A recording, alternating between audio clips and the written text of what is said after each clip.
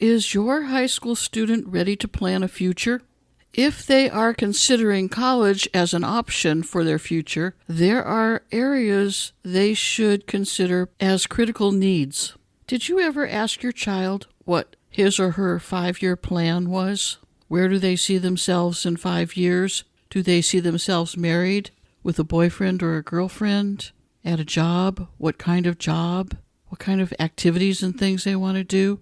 These are critical questions that everybody thinks about, but sometimes we as parents don't discuss those things with our kids. Not a 5-year goal or a 5-year plan. So we're going to talk about that today and why that is so very, very important as your kids are transitioning from high school to college. The answers just might surprise you. So welcome to College, Disabilities, and Success, Episode 97, 5 Critical Areas for Planning a Future, with Mickey Hayes. The opinions in this podcast are my own, but please reach out to your college, physician, or legal services for additional information.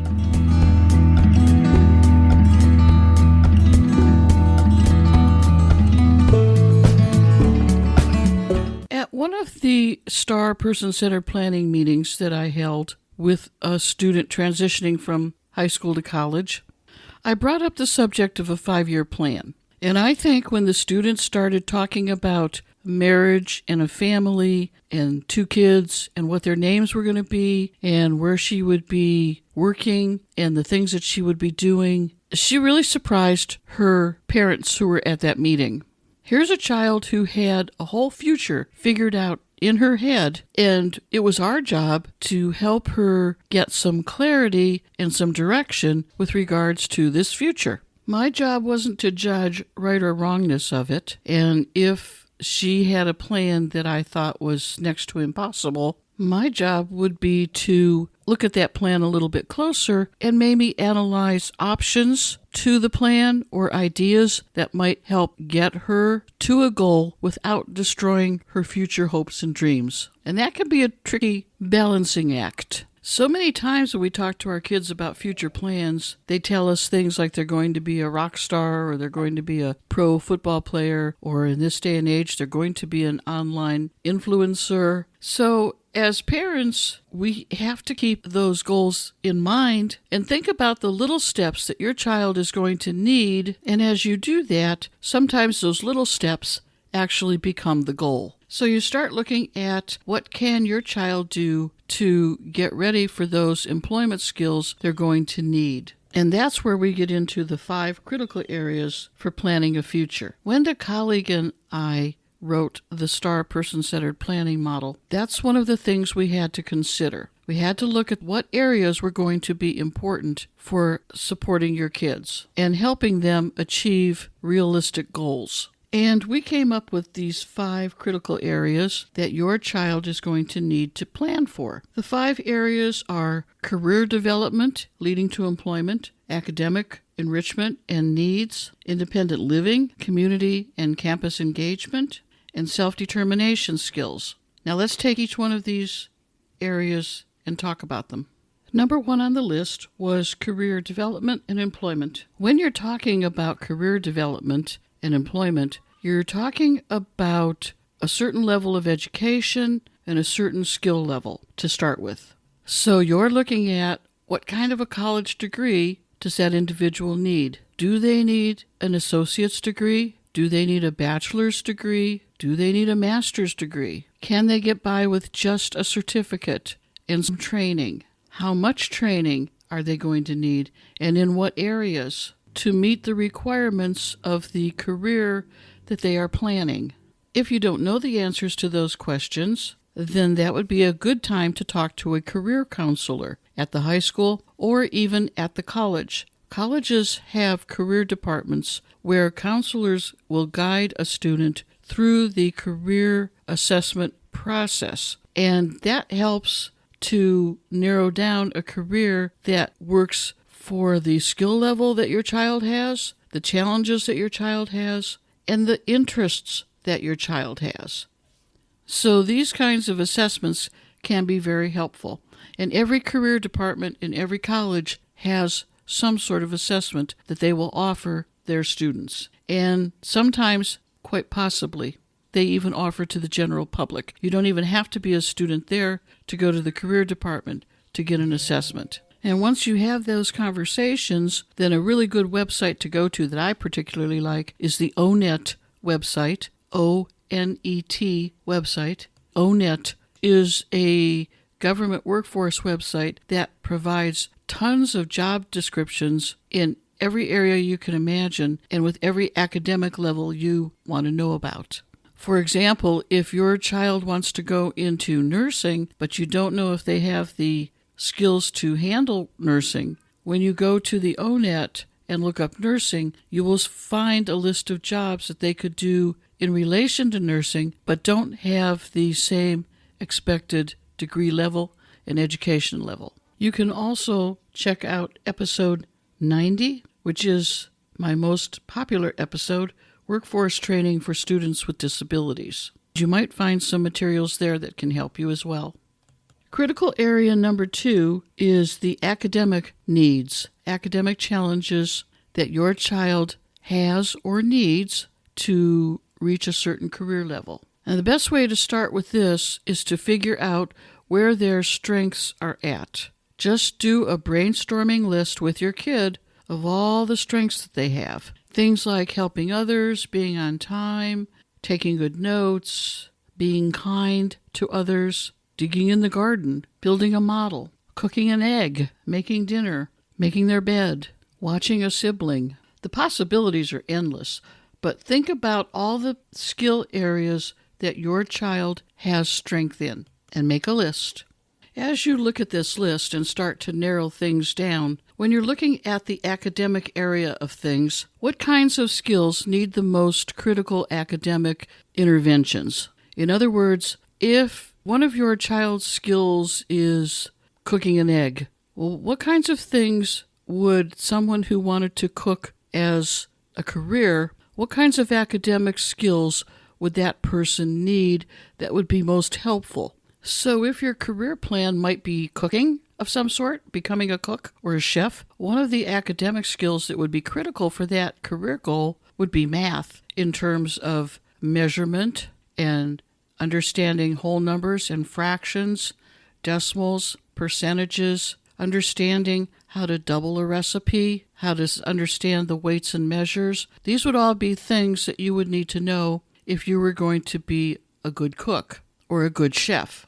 Now, if you have a problem with math and doing fractions and things like that, it's still no big deal. It just means that that is one of the skills that you're going to have to work on to improve. And then you think about, well, what kinds of things could I do to increase my ability to understand those skills? And that's where you start looking at specific coursework or tutoring or some sort of academic support that might help you strengthen those skills. Because you know if you're going into college and you have weaknesses in math, you know that's one of the things that you're going to have to work on a little bit stronger if you want to do cooking as a long-term career. Another long-term career might not need math as a critical skill. Let's say you want to help people. Your child wants to help people, be a helper when they grow up. And they're very good at understanding and supporting siblings or friends who need something. And maybe they could do a job in some sort of a human services field that they would begin to learn at college. So human services would be a really good academic program to go into, and it's not real math heavy, so math wouldn't be necessarily a big issue for your child at college. So you need to start to think about academic skills and academic needs in terms of that future goal, that future plan, and work towards strengthening the academic needs that you're going to be expected to know to go into a certain type of job. And again, a career counselor could help you with this. They could give you some insights into the skills that you need for reaching a particular employment goal. The third critical area for planning for your future is independent living. Where does your child see himself or herself living in the future. Do they plan to live with you? Do they plan to get an apartment? Do they plan to own a house? Because these are three completely different goals, and they need to be addressed accordingly. Now, if your child plans to own a house and you think they're probably going to end up living with you or living in an apartment, then you need to talk about the kinds of expenses and responsibilities of being a homeowner and compare that to possibly sharing an apartment with a friend and making adjustments financially in that situation. As far as disabilities and independent living are concerned, the main thing that you want to do when you're talking to your child is to find out if your child's ambitions for independent living and your impression of their independent living abilities are the same. Because if they are miles apart, then you're really going to have long conversations about how to plan for that. If you and your child are on the same page about it, it's a little bit easier because then you know exactly what you're going to need and it makes sense. It's an easy conversation to have. So a lot of it depends on making sure that you see eye to eye on a future plan. And they all involve some sort of a budget and budgeting skills. So these are very, very critical skills to have when you are dealing with independent living plans and assessing your child's ability to plan a budget. Even if it's on simple things right now, do you think they could handle the budget that they would be required to handle as an adult? Or do they need to have experience and plans with budgets? Do they have a debit card? Can they handle a debit card? Have you even tried to set them up with a responsible budget and using a debit card? It used to be, back in the old days, it was checking accounts and how to write a check and keep track of a checking account. Now there's not so much a need for checks as there is a need for handling debit cards. So it's a different skill set in terms of planning for the future. But it all goes under independent living, and it also ties in with math. So you can see there's overlap in some of these skill sets that we're talking about today. Now, independent living also involves social relationships. How good are they at making friends? If they need to get a roommate, how good is their judgment on choosing a roommate, on choosing a friend, or on choosing a boyfriend or a girlfriend? Because these are all stages that the individual goes through that ultimately lead to independent living. And so these conversations are critical as your child is developing relationships with people. Now, establishing relationships with people dovetails into the fourth critical area for planning a future, and that is community and campus engagement. So how involved is your child in the community, in reaching out to friends, joining clubs, joining organizations, becoming part of a group? Is this a problem for your child, or is this a strength for your child? How could you go about improving that skill if that child needs to improve in that area? Well, one of the things you might want to do is listen to the episode that I did with Christian Haas, episode 28, Engagement in Clubs and Organizations on Campus. And he talks about how to get involved in clubs and organizations and the ways that you can reach out and the benefits that come from joining the clubs on campus. The same thing holds true for joining clubs at high school. If your child is part of a club or organization in high school, that will make it a little bit easier to transition that skill into college. But becoming active and involved in your community in one way or another will help your child lead to being a successful adult, because they're forming relationships, they're forming friendships, and they're establishing those relationships that they need that connect back to independent living and connect back to the academic skills and the career goals. These are all interrelated, and you can see how joining clubs and communities makes good connections for future plans, whether socially, personally, or professionally in the field of work. Plus, you meet a lot of like-minded individuals. and it helps to meet friends who have the same goals and aspirations that you do.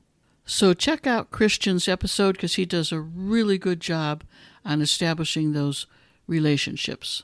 And the fifth critical area for success is strengthening self-determination skills. So think about these questions from the STAR person-centered planning model with regards to self-determination. What does your child do if he or she needs something? Is there someone special that they can talk to if they need help? Are there any special agencies or counselors that you work with now? Where does your child go? Who does your child talk to when your child needs to share their feelings about something? What calms your child down if they're feeling anxious or nervous? These are all questions that address the issue of how well your child can determine for themselves what is important. And it shows how well they are equipped to handle the self-determination skills that they're going to need at college. Because remember, at 18, you have to step back and step away. So you want your child to be prepared to address these kinds of situations when they arise. And along with self-determination includes self-advocacy skills. So how determined are your children to take care of business for themselves? And how good are they at advocating for themselves when they need to? Because these are very critical questions in terms of what you know about your child already and what you might do to improve your child's independence when it comes to speaking up for themselves and to reaching out to others when they need something. Self-determination and self-advocacy kind of go hand in hand, and they are two very critical skills to help a person achieve the career that they want. Once they become an adult, there's not going to be anybody around to do that for them. They're going to have to do that themselves. And you really don't want to see your kids missing out on an opportunity that could make a difference in their life because they were afraid to reach out or speak up on their own behalf. One of the things you might want to check out is an interview that I did with Peggy Ployhar on empowering homeschool conversations, teaching students self-advocacy skills. And I talk about all the reasons that self-advocacy is so important and how you can go about teaching your own children the self-advocacy skills that they need to have. I've given you a lot of information today about those 5 critical areas for planning a future and a lot of food for thought, because that's really what this is all about. You and your own child trying to figure out a plan for a successful future. It's a lot on your plate, and it's a lot on their plate, but as a good team, you can make it happen. Thank you for joining me today. If you have any questions, my email is mickieteaches@gmail.com, and my website is mickieteaches.com. Look for my free ebook with 35 questions that you should know the answers to or find out the answers to when your child transitions to college and talks to disability services. All the resources that I mentioned today will be in today's show notes. In the meantime, have a great rest of the day, and we'll talk again soon. Bye. Information contained throughout this podcast has been gleaned from my own personal experiences, but to ensure accuracy, please contact the disability services at the college of your choice to have first-hand information and the most up-to-date policies and procedures followed by your particular institution of higher education. The content in any of these podcasts is not intended as a substitute for information from legal, educational, or medical professionals. Always seek the advice of your attorney or qualified healthcare provider with any questions you may have with regards to legal, educational, or medical concerns.